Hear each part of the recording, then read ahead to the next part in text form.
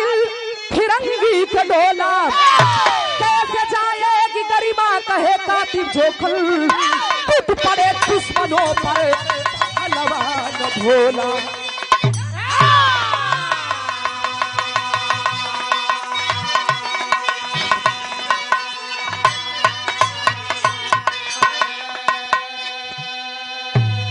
ए भैया शान से शान पे ज्वलने जंग में उसका इतिहास झुक कर के बंधन किया, रख लिया वतन यान जो देश का, उसका सारा वतन अभिनंदन किया। बड़ा बिरहा है आप लोगों ने सुनीला, लेकिन जितना भैया बाबू लोगन बैठल बानी आंख में आंसू आ जाएगा। आखिर क्यों हम अपने से इतना दूरी बना लेते हैं और अपने से बिछुड़ जाते हैं। एक लाइन यहाँ कवाली बा, कौन कवाली है मास्टर?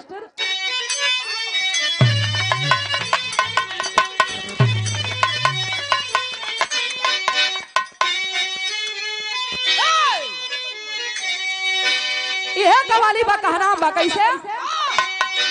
अरे बहे खून मेरा, अरे बहे खून मेरा चमन के लिए,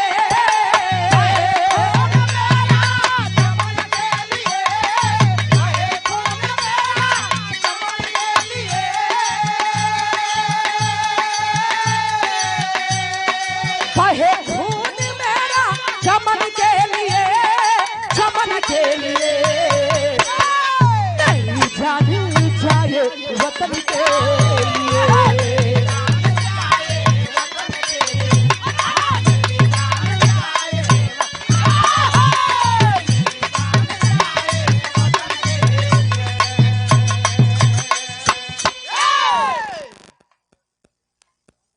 और आदरणीय हमारे गार्जियन हरि पहलवान जी, कुछ हमारे चाचा जी की ओर से हजारों रुपया पुरस्कार, बहुत बहुत आपके चरणों में प्रणाम, सब भैया लोगों के प्रणाम बा। लेकिन बिरहा में कभी जी भाव लिखलन इन लाइन ओ बिरन खाती लिखे के पड़ल, कहना बा कैसे? अरे लड़ते रहेंगे, अरे लड़ते रहेंगे अमन के लिए,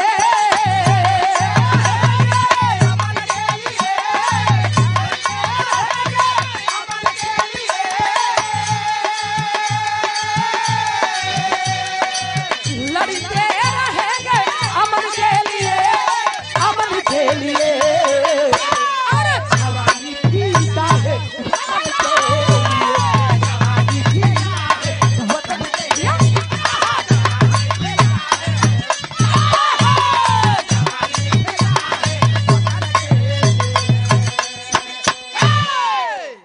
बिरहा के कसौटी पर जोहरी सर में कभी जी बात लिखत बानी कैसे?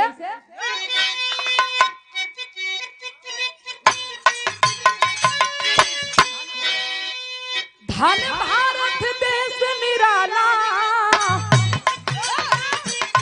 जहाँ बहती जमुना गंगा, मुश्किल में हिंद हमारा, बंदिश में मेरा तिरंगा, एक झांसी राज्य रियासत मेरे भारत देश के अंदर, नगर का पट्टा भोला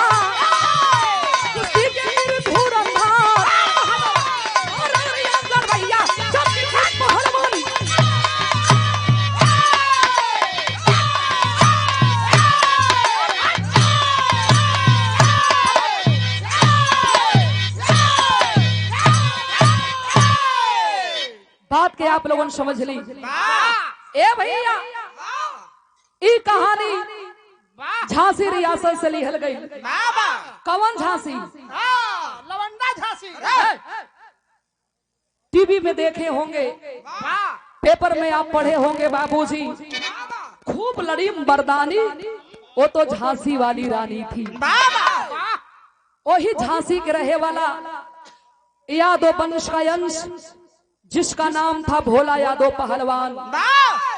ए भैया भोला पहलवान बहुत बड़ा लड़वैया रहलन, प्रतिदिन अपने देख रेख में 50 पट्ठन के रियाज करावा, पहलवानी करा।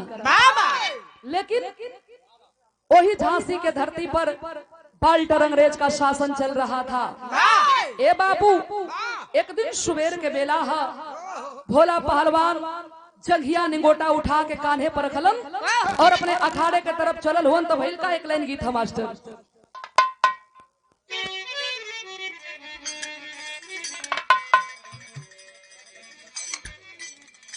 राम भजन भट्टा माली के पुष्प चाचा जी की ओर से सुंदर पुष्पहार। और ये कौनों के हरारू कहले भैया का, ए हो बलम जी आई बकहिया,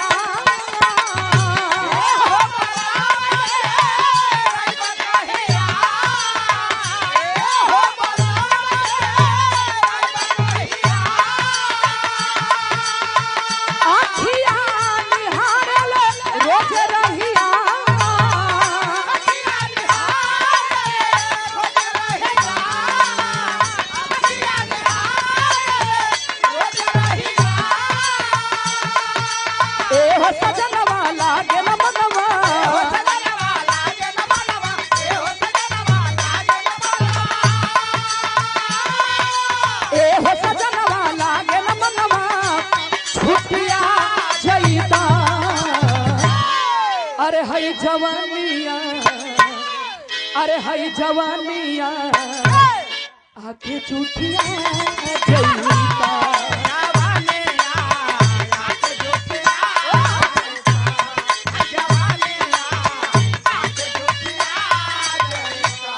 लेकिन भोला पहलवान 5 बजे भोर में जंघिया निगोटा उठा के कान्हे पर खले हुन, हाथ में लाठी लेके अखाड़े के तरफ बढ़ल हुन। तब भइल का, जंघिया निगोटा लेके चल रहिया,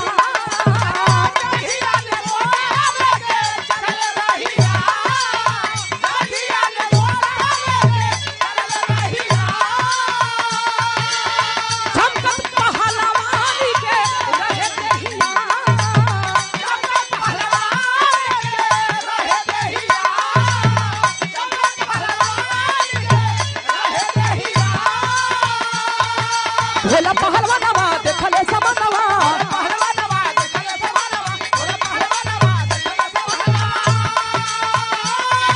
भोला पहलवानवा देखले समनवा कटा गई है।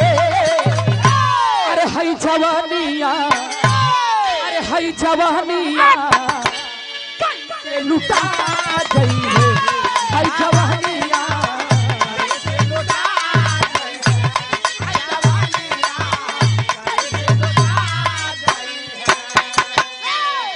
अखाड़े पर अइलन पंचो। तो देखत का हुन कि बाल्टर अंग्रेज के सिपाही 5 अंग्रेज मिलके अब भोला पहलवान के अखाड़े से 7 पहलवानन के खींच के असमनवा बर के पेड़ है वही पेड़वा में लटका के अंग्रेजवा घोड़ा के कोड़ा से मारत हुन। भोला पहलवान हाथ जोड़ के कहलन कि ये साहब हमार चेला कोनो गलती कैले हुन तो सजा हमके दे दा, लेकिन हमरे चेलन के छोड़ दा। अंग्रेज बोला कि अरे पहलवान जिंदा रहना चाहता है तो जुबान पे ताला लगा ले, इनके साथ साथ तुझे भी मार डालेंगे। भोला पहलवान कलन के रे साहब बुला के बतियावत हुआ, यहाँ अखाड़ा चलेला, आए अखाड़े पर एक बिरादरी के नाही हर बिरादरी के लोग आवेला। आई पहलवान ना हमार भाई हमार बेटा लोग हो, अपने जीते जीते अपने चेलन के तो हम मार ना खाए दे। ए बाबू पहलवान आदमी रहलन, यहाँ देखलन तब हाथ हवा में लेके लाठी ये पंचो लगलन अंग्रेजन के मारे, मारत मारत हो भैया 7 अंग्रेजवन के मुआ के अब वही पर के पेड़वा में लसिया लटका के भोला पहलवान चल देलन।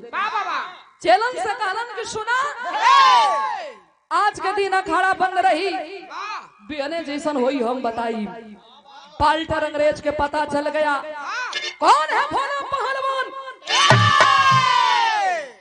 एक अंग्रेज कहलस कि साहब बहुत बड़ा पहलवान है, अपने देख रेख में 50 पट्ठा पहलवान लड़वाता है। तब अंग्रेज कैलाश का एक लाइन गीत है मास्टर।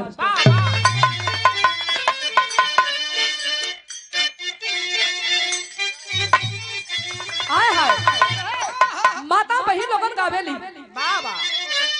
अरे गंगा जी के ऊंची बा अररिया नो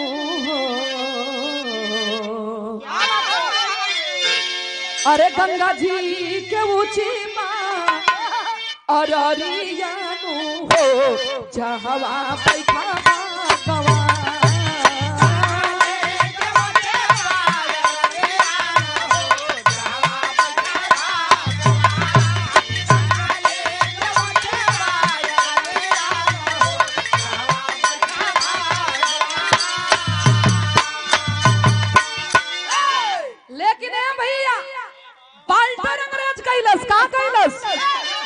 अरे सुन के अंगरे जानी के अरे सुन के अंगरे जानी के मरनावानु हो अहिले जालिम सायता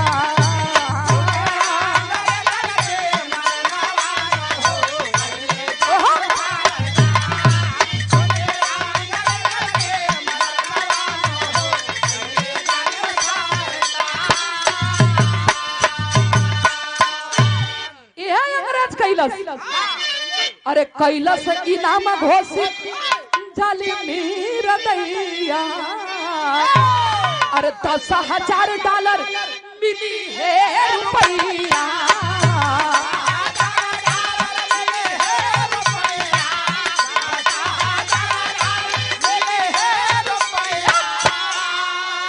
कैलाश पहलवाना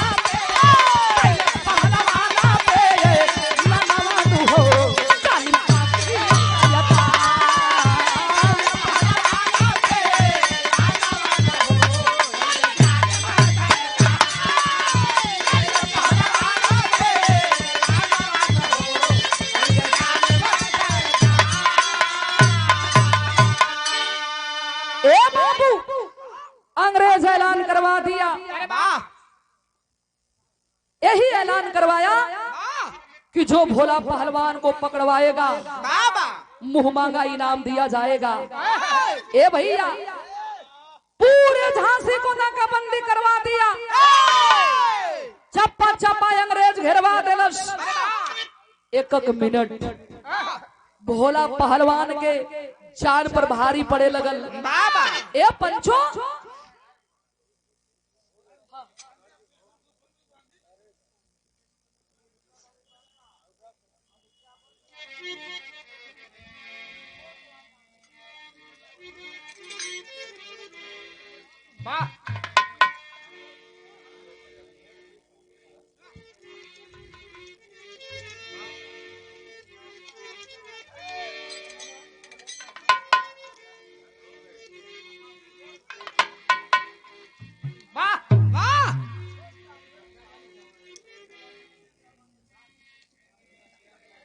राम निवास यादव और राम भजन दोनों भट्टा माली की ओर से सुंदर पुष्पहार पान 500 रुपया पुरस्कार।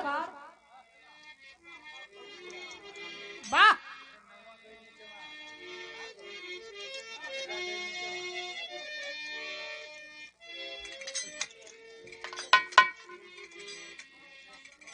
आदर दिए ब्रजेश सिंह रामलीला समिति के अध्यक्ष हैं आप महार से। ये 500 रुपया पुरस्कार आपके चरणों में नमन। और हमारे राम भजन भट्टा मालिक पूरे टीम के हमारे 100 रुपया पुरस्कार देकर सम्मानित मिले बानी। आपके बहुत बहुत प्रणाम। और वीरेंद्र यादव जी जो ग्राम प्रधान है आपके छोटे भाई हैं। अच्छा अच्छा क्या बात है। बहुत हाँ हाँ सही सही हाँ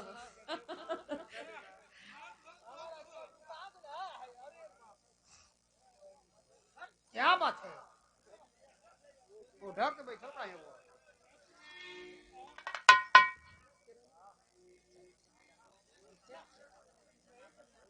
वाह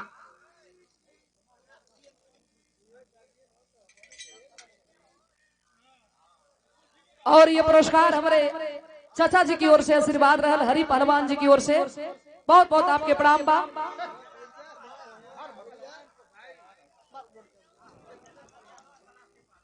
जनार्दन यादव अंतर्राष्ट्रीय पहलवान, उनके छोटे भाई, उनके छोटे भतीजा कमलेश जी की ओर से कुश्ती कोच बहुत बहुत आपके प्रणाम सब भैया लोग उनके प्रणाम बा। तनी 10 मिनट बढ़ जाए।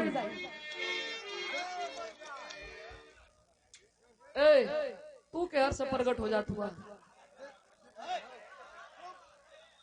नाटवा बैठ जा। ए चचा बैठा हो। अरे तो बैठा न वो तू बैठा। ए भैया 20 दिन बीत गइल, भोला पहलवान अपने घर नहीं खाना आइल। बाबा चारों तरफ से अंग्रेज नाकाबंदी कर लिए थे।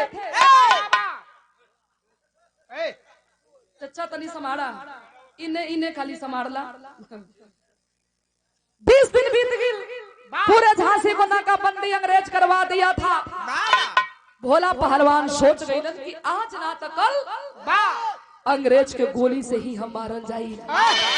तो अंतिम मुलाकात चल के अपने बीबी और अपने बच्चन से कल ही राती के 12 बजत बा हो भैया। छुप छुपा के अंग्रेजन के डर से घरे आइल हुन, जाके दरवाजा खटखटावत हुन। दरवाजावा गिरजा दुल्हिया जब खोलले है, आय हाय हाय पति पर नजर पड़ल। फफा के रोवे लगली। काली के काहो पहलवान मना करत रही ना तोके, लेकिन तू मनला नहीं। पूरे परिवार के मौत के मुंह में ले आके खड़ा कर देला। अरे हमें ना देखले होता, हमार चिंता ना कैले होता। हई 4 साल के एक बेटा रहल है, बेटुआ के तो मुंह देखले होता।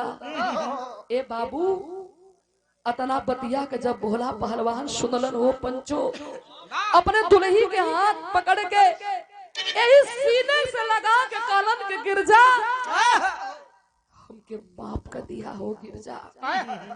हमार तोहार प्यार संबंध तने दिन के रहल।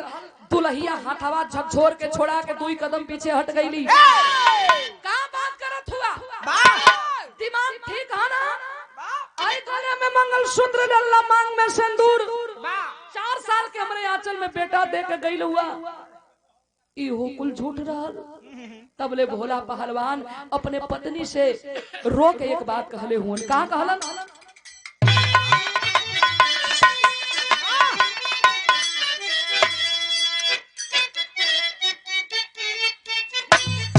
बुढ़ रहे ये कहले हुन, घर परिवार छूटल देसा के करानावा, यार देसा के करानावा।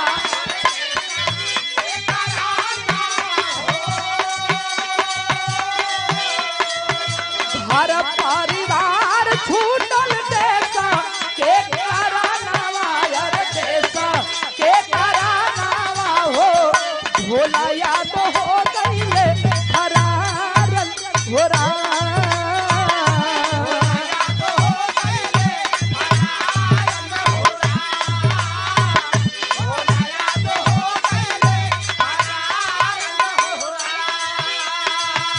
भैली अनाथ भोला यादो के जनानवा, यार यादो के जनानवा, यार यादो के जनानवा हो।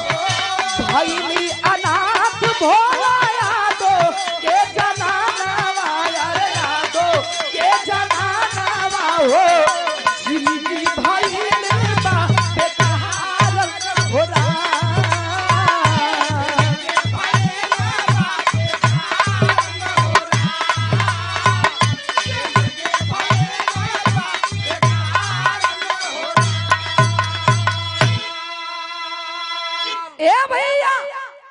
अब ही अपने पत्नी से बैठ के बात करते हुए तबले अंग्रेज चारों तरफ से भोला पहलवान को घर के घेरवा लिया। आवाज दे रहा है, अरे भोला पहलवान तू चारों तरफ से घेर चुका है, अपने आप के हमारे हवाले कर दे, ना तो हम गोली के बरसात शुरू कर देंगे। भोला पहलवान अपने दुल्ही गिरजा से कहलन कि हमरे बचवा के, हमरे बेटा के बचा लिया। ए गिरजा, हमसे बचन दा कि हमरे बेटवा के हमरे जैसन बड़का पहलवान बना दिया। जियत रहब तो कोनो मोड़ पर मिल जी, अगर मर जाई तो हमरे आत्मा के शांति मिल जी। अतना बतिया कह के हो पंचो भोला पहलवान डरवारी रहल, डरवरिया के डाक के भाग चललन। पाल्टर अंग्रेज भोला पहलवान के घर में आग लगवा दिया। बाबू तू धू करके चारों तरफ आग लगल है। ओही घरवा में गिरजा अपने 4 साल के बेटा के लेके आके घेरा में खड़ा बाड़ी। लइकवा 4 साल के बेटुआ लोरी माई के अचारवा पकड़ के झोरे लगल। कलश की ए माई भाग रे माई भाग, भाग ना तो अंग्रेजवा मन के मुआ दिए नहीं अगिया में जार के। ए बाबू माई जब अपने बेटवा के मुंह की ओर तकले बिया, यही गोदी में उठा के पीछे वाले रास्ते से लेके गिरजा भागे लगली। अब भागत भागत गईली कहा, एक लाइन गीत बा मास्टर।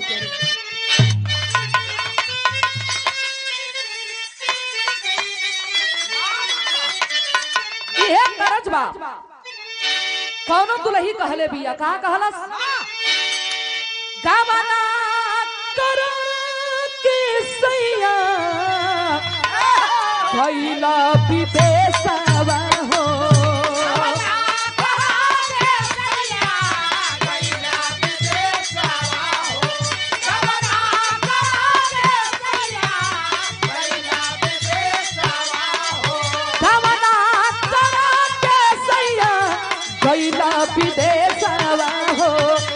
राजा हो हमारा के देले जा महुरवा सैया हो।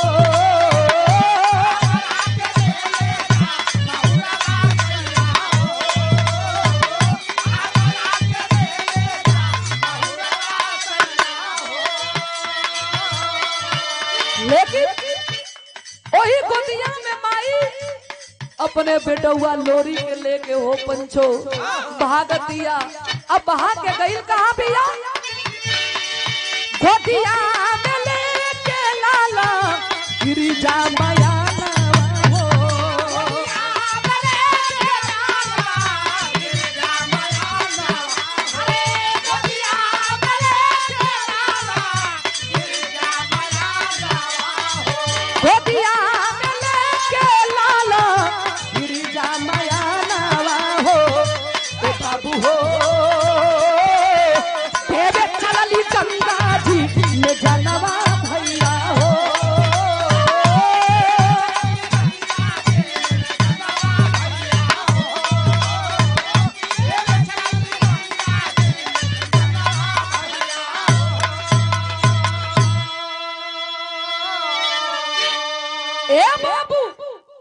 जंगल के रास्ता पकड़ के हो पंचो गिरजा भागे लगली। भागते भागते गंगा जी के किनार पे आके गिरजा सोचे लगल कि दुनिया तो हमार उजड़ गई, अब हम जी के का करब। अंग्रेज हमें पहियन तो नोच के खा जइहन, हमरे बेटुआ के मार के फेंक दीहन। बेटुआ लोरी के बुला के आया ही गोदिया में माई बैठा के पूछा दिया कि ए बेटा लोरी बाबू बिना जी ले बा? कहलन कि नहीं।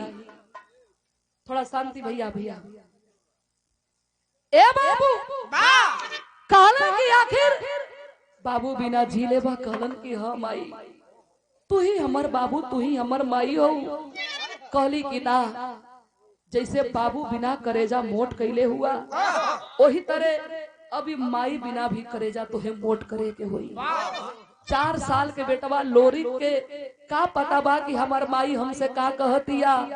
ए बाबू माई अपने बेटा से कहलस का विदेशिया में भाव है। और ये आदरणीय राम भजन भट्टा मालिक आपके ओर से पुरस्कार रहल 100 रुपया। बहुत बहुत आपके प्रणाम बा। कैसे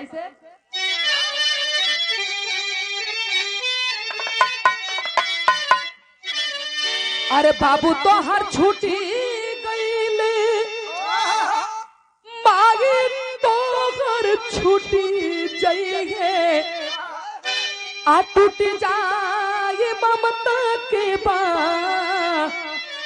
धानवारे हीरावा नवर महीनावा का राभावा में ढोवनी बेटा आ तू धावा पियवने पानी पनवारे गिरावा आ लिखले विधाता विधि एक की समतिया में आ रहे तन दिन की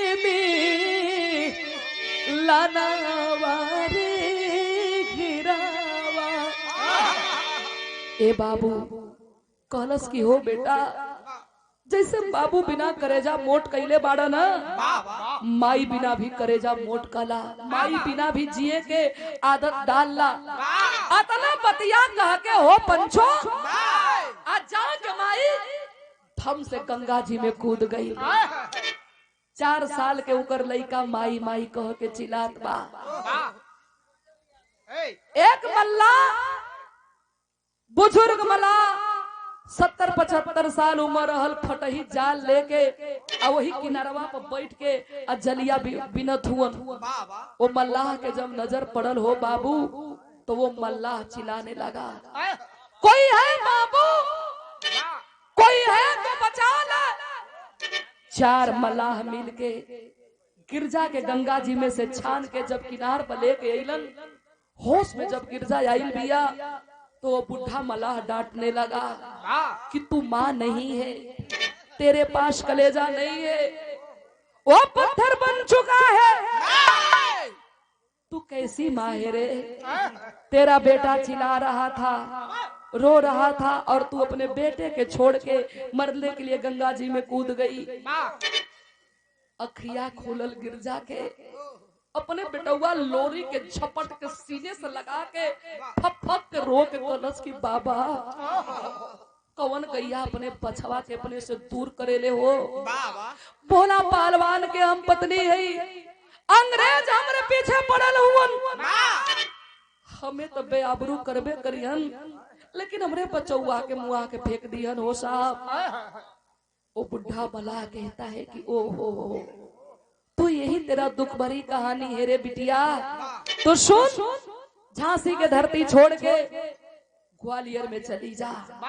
राजा रतन सिंह बड़ा नेक दिल वाला है। ए बाबू वही मल्लाह के बात सुन के गिर जाए अपने बचवा के लेके लोगन से भीख टुकड़ा मांगत ग्वालियर में पहुंचल बिया। जैसे आप लोगन बैठ के बिरहा के सुनत बानी यही तेरे राजा के दरबार सजल फटही कपड़ा में माई जाके खड़ा हो गई। ए बाबू छोटका लइकवो ओकर फटल कपड़ा के पहिन ले बा जतने माई रोवत बिया उतने ओकर बेटुआ भी रोवत बा। राजा रतन सिंह के नजर पड़ल तू कौन है कहां से आई है रोने लगती है कहती है साहब झांसी में हमार घर रहा भोला पहलवान के पत्नी है देश के खातिर हमार सैया बगावत कैलन सब कुछ बिखर गिलो साहब। आपके दरबार में हम चौका बर्तन करब 1 रोटी दे दी है ये साहब आधी रोटी हम खा के आधी रोटी अपने बचौआ के खिया के हम जिया ले। राजा के दिल में दया आ गिल हो भैया अपने दरबार में रख लेलन। समय बीते लगल दिन बीते लगल 15 दिन बीतल राजा पहिन ओढ़ के अपन लोगन में मिले जात होन लोगन से बात करे जात होन तबले लइकावा लोरी 4 साल के बेटुआ राजा के रास्ता में पड़ल यही घुटना के बगल बैठ के हाथवा जोड़ के अखिया में आंसू लेके कलश की ए राजा आपसे हम कुछ मांगल चाहते कलन कहा चाहिए बेटा कलश के हम अपने बाबू जैसन बड़का पहलवान बनल चाहत बानी। राजा के तलवे के नीचे से जमीन खिसक गई। बुलवाता है गिरजा को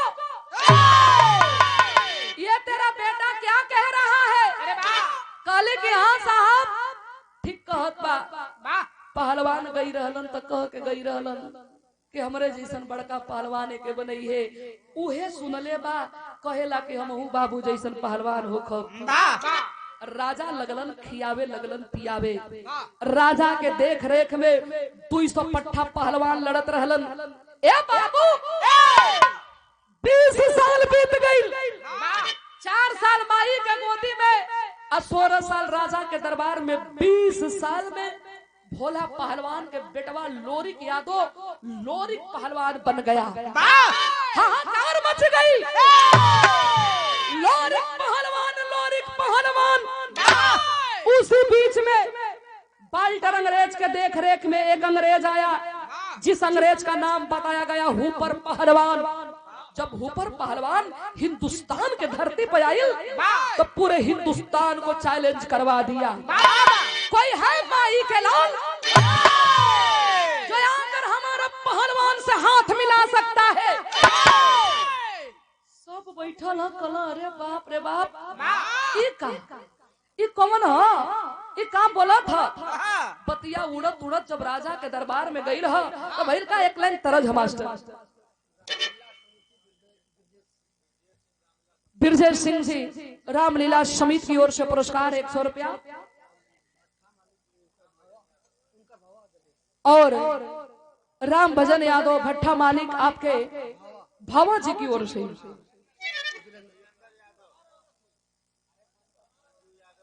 अच्छा श्रीमती मंजू देवी ग्राम प्रधान आपके ओर से 500 रुपया पुरस्कार। बहुत बहुत आपके प्रणाम बा। कैसे मास्टर?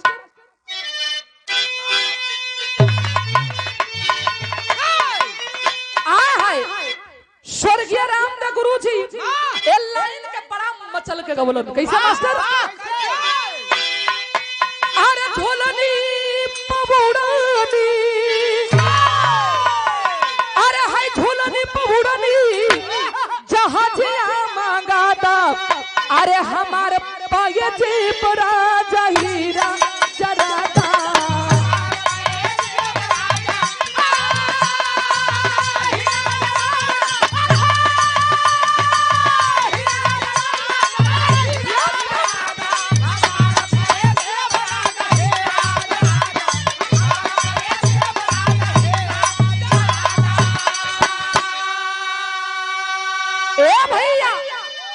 राजा रतन सिंह बैठल हुन, लोरिक यादव बैठल है, 3-4 ठे और पहलवान बैठल हुन। बतिया उड़त उड़त जब राजा के दरबार में गई रहो और ये पुरस्कार राम भजन यादव जी भट्टा मालिक 100 रुपया पुरस्कार। बहुत बहुत आपके प्रणाम बा। महार मंदिर रामलीला समिति के अध्यक्ष आदरणीय बिरजेश सिंह जी की ओर से यह पुरस्कार है 100 रुपया। बहुत बहुत आपके प्रणाम बा। तब का बतिया उड़न उतर गईल है। कैसा गईल है मास्टर? अरे होठे पहलवान कोई, अरे होठे पहलवान कोई, अरे हाय हाथवा मिला जा। अरे देखा छोरा बाप के हुजंगल ले यहाँ जा।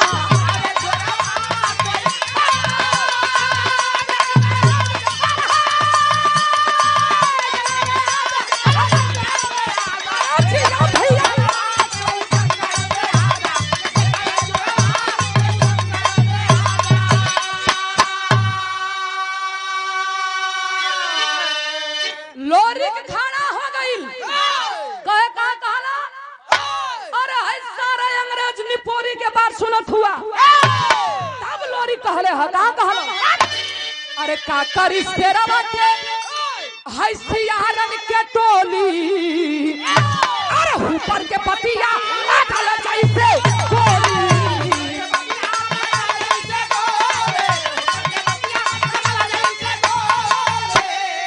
अरे सरवा के तेरा के अरे सरवा के तेरा के हुफावा लगा।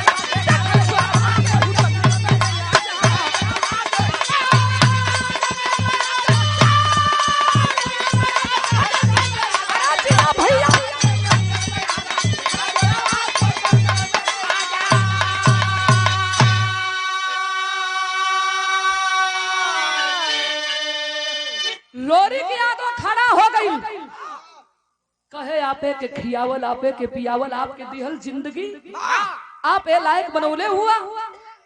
ए राजा साहब, जब देश के मर्यादा ही ना रही तो हमारे जियले के कौन मतलब हो। बड़का पहलवान आप बनौले हुआ। बाल्टर अंग्रेज ऐलान कैले तो अंग्रेज के खबर दिवाना कि अपने पहलवान के लेके आवो, कल अखाड़े में था लग जाई। राजा रतन सिंह खबर भेजवा दिलन। अंग्रेज अपने हुपन पहलवान को लेके चल दिया। यहाँ दूर दूर से हो पंचो, हजारों के संख्या में लोग जुटल हुए खाली कुश्तियां देखे बने। अरे मर्दवा लोरिक 20 साल के ह, बड़ा ओकर हल्ला हा, तनी देखे के कैसे वो लड़ेला। ए बाबू, हजारों के भीड़ लगल हा। राजा रतन सिंह अपने पट्टा लोरिक यादव के लेके चलल हुआ। तो फिर हमें चलरिया लगिल मास्टर बा।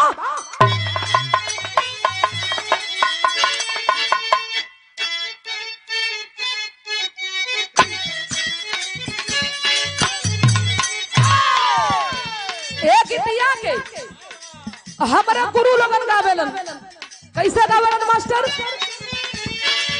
तारी उमर कमर चकनिया, तारी उमर कमर चकनिया, बड़िया खींचे हुर के पनिया, बड़ी के झूले झूलनिया।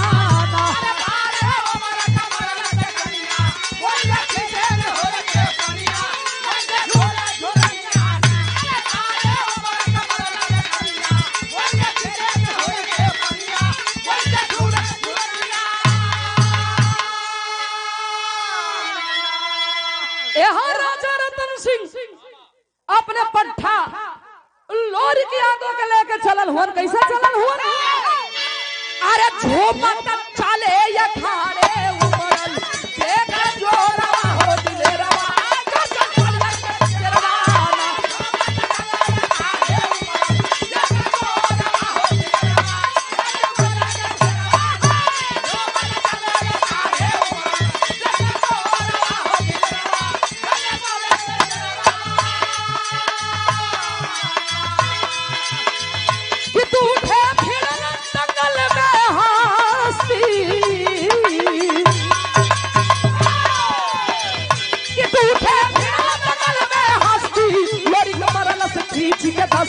लोरी के मारला से खींची के दस्ती, पानी हमर बतावले पीसी, परमा तोरा हो दिलवा। मर्दन ग्वालियर के पानी हमर बतावले पीसी, क्या भैया हो दिलवा।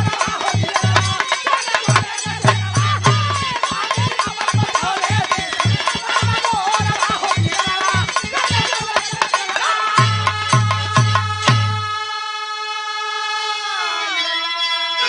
ए भैया, लोरिक पहलवान हुपर पहलवान से हाथ मिला लिया। कुश्ती शुरू हो गई। आज जब कुश्ती शुरू भई तो अंग्रेज 20 पड़े लगल और लोरिक 19 पड़े लगल। सोच गई लोरिक, अरे बाप रे बाप, तो बहुत बड़ा पहलवान बा, पटक दी देश के मर्यादा चल जी। नीचे से लोग ललकारत होन, साबस बेटा सही है। राजा रतन सिंह बगल में बैठल हुन, इशारा कैलन कलन की का बात बा। आंख से इशारा कैलस कि बहुत बड़ा पहलवान है। पटक दी देश के मर्यादा चल जी। ए बाबू, पहलवान के बेटा रहे लोरी, खुद फान के पूरा समय खा गई। अंग्रेज बोला कोई बात नहीं है, लोरिक यादव को 5 मिनट के रेस्ट देकर फिर से तैयार किया जाए। 15 मिनट बीत गई, लोरिक खड़े ना भाई। अंग्रेज ताल ठोक ठोक के चैलेंज करने लगा। अरे राजा रतन सिंह, कहाँ है तेरा पहलवान? यही तेरा पहलवान है? बुलाओ अपने पहलवान को। हमने हिंदुस्तान का बड़ा नाम सुना था, इसी हिंदुस्तान के रहने वाला विश्व विजयी कामा पहलवान की ये धरती है। नहीं है तेरे पहलवान के अंदर दम लेके निकल जा। जतना लोग बैठल हुवन ए पंचो मुड़िया है तेरे झुक गईल हो। राजा के अखिया में आंसू भरल हो, पानी पानी भइल हुवन कि अब तो हमारे देश के मर्यादा चल जी। लेकिन भिड़िया के चीरत पीछवा से एक आवाज आई, अरे अंग्रेज जुबान पे लगाम रख के बात कर, हम उस देश के वासी हैं जिस देश में गंगा बहती है। चलल हुआ पहलवानी दिखावे तो हरे जैसा कतना पहलवान यहाँ ऐसा न कैलन, बाकी कुछ न कैला। अंग्रेज घूम के तकलस कहे कि रे बाप रे बाप, हिंदुस्तान के जवानन के अंदर दम ना बा तो एक बुढ़ा हमरे सामने आ गई। चेहरा पर पाकल पाकल दाढ़ी, सर पे पाकल पाकल बाल, तन पे फटही कपड़ा बा। लोगन के नजर पड़ल है, अरे मर्दवा ये तो वो आदमी यहाँ दिनों पर जो घूम घूम के मार्केटवा में मांग मांग खाला।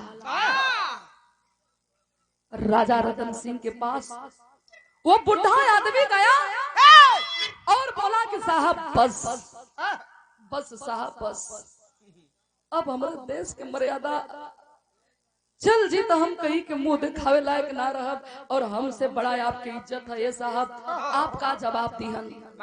ए बाबू एक बार हमें मौका दे दिया जाए, अगर हम देश के मर्यादा ना बचौनी यही अखाड़े में हम अपन जान दे दे, लेकिन अब अपने देश के अपमान बर्दाश्त ना होत बा।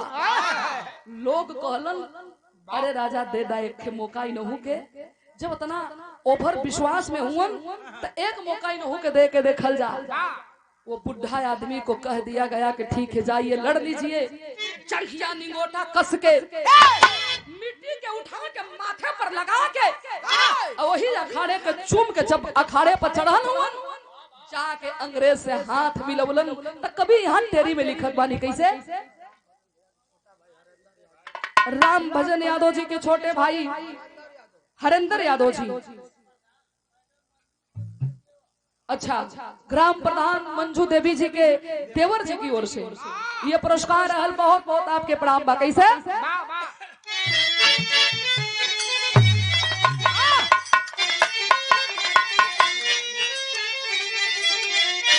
अरे बुढ़ौती में जवनिया जागल बा, अरे बुढ़ौती में जवनिया जागल बा, लड़ले पहलवान कोई ऊपर दिया चुनौती चुनौती चुनौती। ए भैया जाके हाथ मिला ले लो, हाथवा मिला खींच के निकास ऊपर उठवलन, और वही खड़वा में चार फेरा घुमा के अंग्रेज के पटक के छाती पर पहलवान बैठलन। नीचे से बजल तड़ तड़ तड़ तड़ ताली। आज जब ताली बजल हा राजा बगलिए में बैठल हुवन, आंख में आंसू आ गई, खुशी के मारे अपने आप को रोक ना पावत हुवन। फूल के माला उठवलन, अब फूल के माला उठा के ले जाके पहना के और सीने से लगा के कहलन के रे मर्दवा तू तो भगवान बन के इला, हमरे देश के मर्यादा बचा लेला। कहाँ आपके कहा रहा, आप कहाँ के रहे वाला हुआ, नाम आपके कहा। वो पहलवान कि आंख से आंसू चल रहा है बाबू। वो पहलवान यही कह रहा है कि राजा साहब घर पूछ के का करबा, हाय भैया लोग खिया देवेला एक रोटी, उहे हमार घर होला, उहे हमार द्वार होला। नाम के जहां तक सवाल है ना तो हमें लोग शंभू पहलवान कहेला। राजा कलाई पकड़ के कहलन कि सुना, इतना बड़का पहलवान हुआ ना तो के खैले के ठिकान ना रहले के ठिकान, दर दर दर दर भटकत हुआ, अभी हमसे बर्दाश्त ना बा। चला हमारे संग, आपके भरपूर सम्मान मिली। राजा जब लेके कलाई पकड़ के चलन हुवन तो भइल का आला के अंदर भाव मास्टर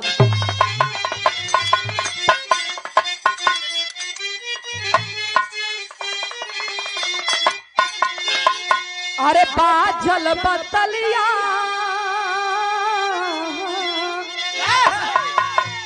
अरे बाजल बतलिया नगहरा बाजल बाबू बाजल बताले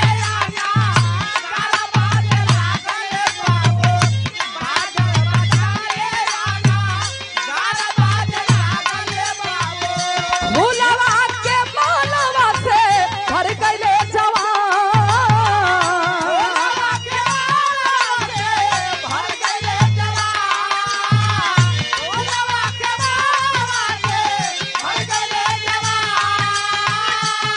के से हरावा सा जलवा सब भूखे ये बाबू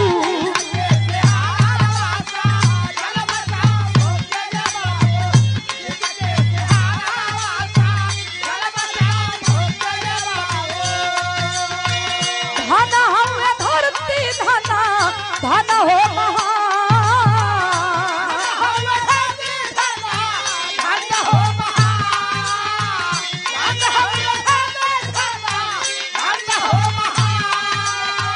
शंभू के राजा चल राजा बनिया ये बाबू लेके शंभू के राजा बनिया ये बाबू लेके शंभू के राजा चल राजा बनिया ये बाबू पठान के छोरावा का रही पहलवा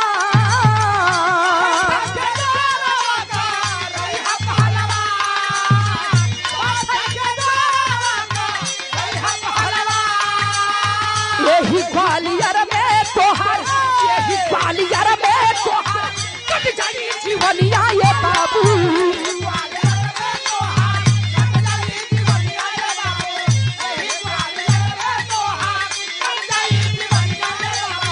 तोहरा के मिली गुरु जैसन हो समा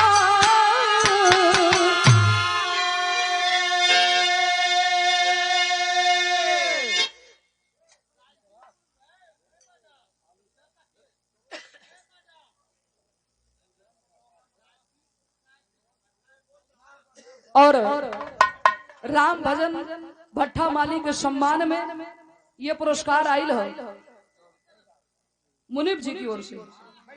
अब बैठ जाए 50 से दे दा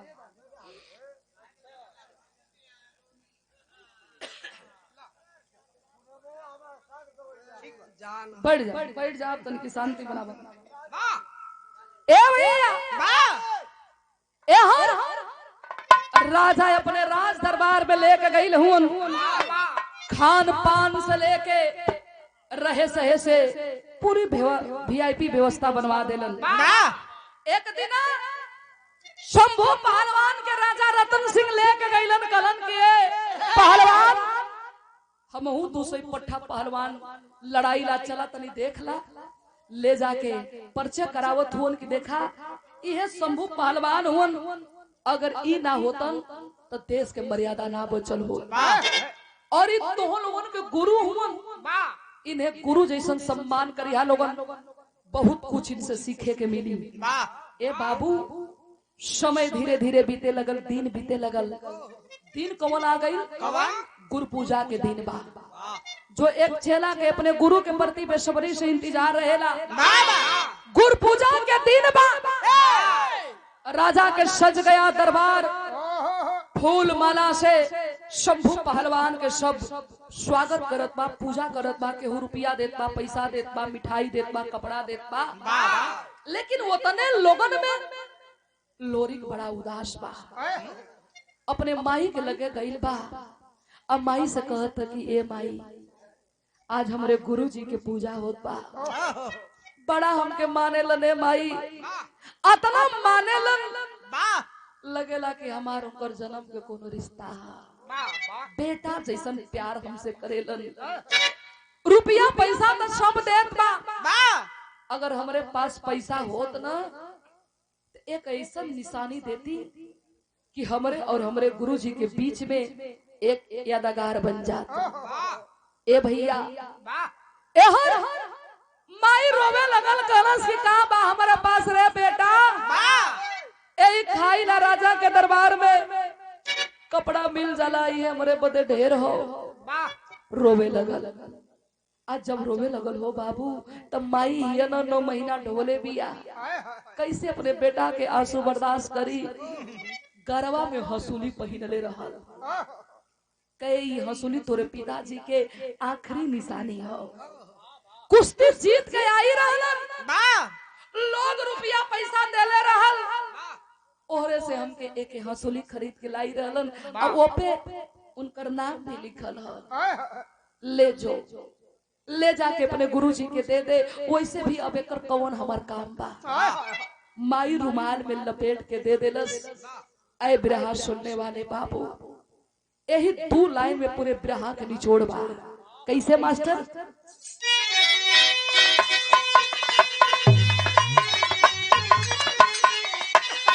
सबई पहलवान पठन के अरे पुलकित भाई ले मानवा गुरु के हो खेला पूजनवा गुरु पूजा के दिनवा।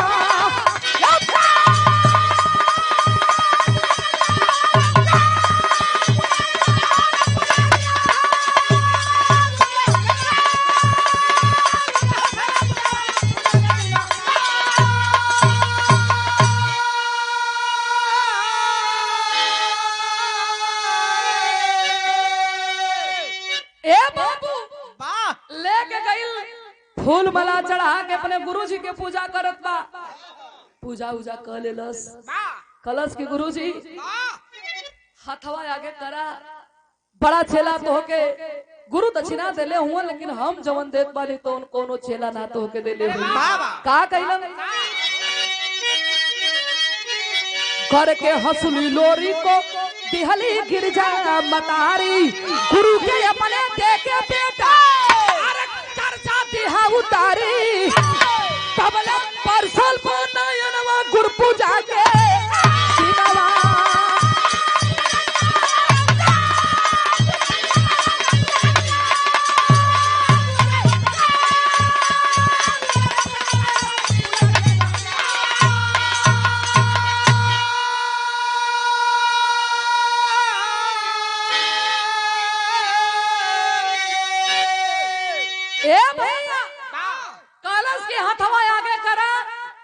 हथवा पहलवान आगे कैलन। माई के दिहल हसूली जब हाथ पर रखल सो बाबू, पहलवान के नजर वो हसूली पर पड़ल। हथवा के बंद करके और सीने से लगा के फप रोवे लगल। कहाँ पहुले हुआ?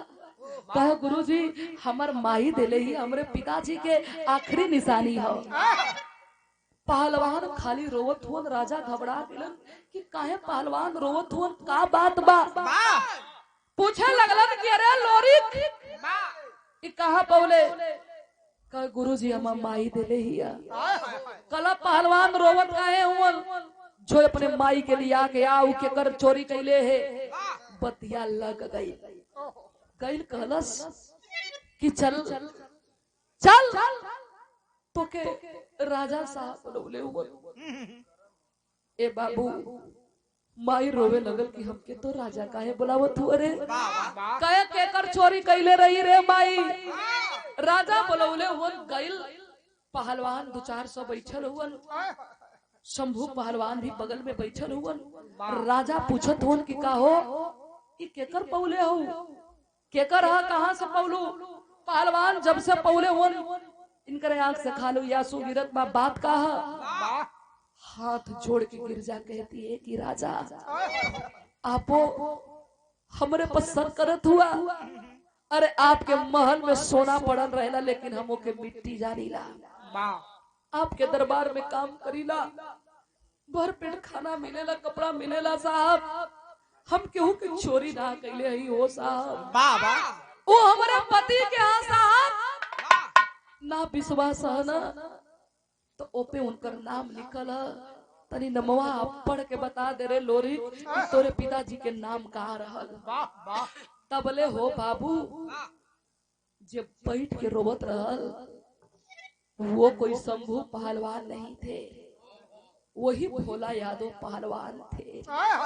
आए हाय हाय दौड़ के गईलन, जाके कहत होन गिरजा, ए गिरजा। आय हाय हाय, पतिया जब सुनली चारों तरफ ताके लगली, कली की राजा साहब ये तो हमरे भगवान के बोलिया लगत बा हो साहब, ये तो उन्हीं के बोलिया हो। पलट के तकली कली की हो चेहरा पर बड़की बड़की दाढ़ी जरूर बा, लेकिन गिरजा पहचान गईली। कली का पहलवान कौन गलती कैले रही कि 20 साल में एक को पार खोज खबर माई बेटवा के ना लेला। अरे हमार खोज ना ले ले होता, अपने बेटवा के तो खोज खबर ले ले होता। आप कहले रहला ना कि हमरे जैसन बड़का पहलवान बनई है, हम अपने उपवास कर करके, लेकिन तोरे बेटवा के कोनो चीज के दुख ना देले ही, तोरे बेटवा के बड़का पहलवान बनौले ही। तोर बेटा पूछला कबो कोनो चीज के कमी ना देली। आज तू 20 साल के बाद हमें मिलन हुआ, 2 कदम पीछे हट जाती है कि नहीं पहलवान, बहुत हमें दुख देले हुआ। आप अपन बेटा लेके अब आप खुश रहा, दौड़ के जाके और अपने गिरजा के पकड़ के सीने से फफक फफक रोवे लगलन। कलन अरे पगली कहा ना खोजनी, अंग्रेजन के डर से भोला पहलवान से नाम बदल के शंभू पहलवान अपन नाम रखनी। कहतड़ो कि कहीं ना हम खोजनी। धन हो राजा रतन सिंह, आज अगर आप ना होता तो हमार बीबी और हमार बेटा हमें वापस ना मिलल होता। राजा कहते हैं कि धन हो भोला पहलवान, तूने देश के खातिर इतना बड़ा कुर्बानी दे दिया। गौर करेंगे बाबूजी, राजा रतन सिंह कहते हैं कि कहीं नहीं जाना है, अपने पत्नी के लेकर और अपने बेटे के लेकर आप मेरे साथ रहेंगे। तो ये रहा हिंदुस्तान के एक पहलवान की कहानी। आखिरी बन में भाव बा कैसे, गुरु बिहारी पत्तू छै पर सुखनंदन की चाह, काशी बुलू कवि मनोहर, अरे काला से दिहले मार, बुढ़ौती में चमनिया जागल बा, रजनी कभी चोख